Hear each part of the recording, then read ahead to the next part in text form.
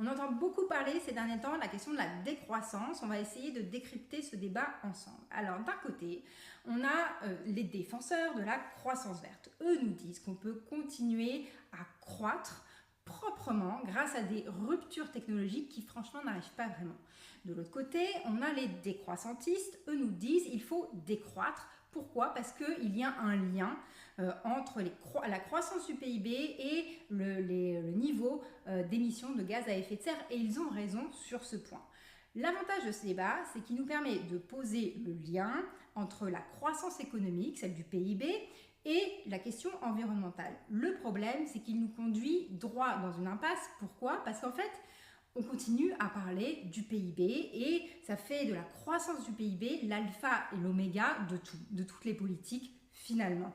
Or, ce qu'il faut rappeler, c'est que le PIB, c'est juste un indicateur, c'est juste un instrument, c'est juste un outil qui est censé nous dire si nos politiques économiques vont dans un certain sens ou non.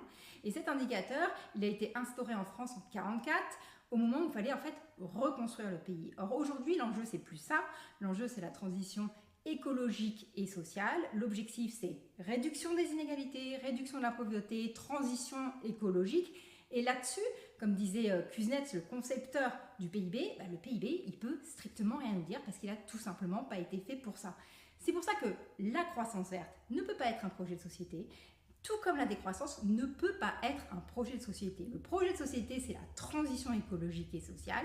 Et pour ça, pour voir si on va dans le bon sens ou pas, on a besoin des bons indicateurs, des indicateurs sociaux et des indicateurs environnementaux. Et c'est comme ça qu'on arrivera à sortir de ce débat par le haut.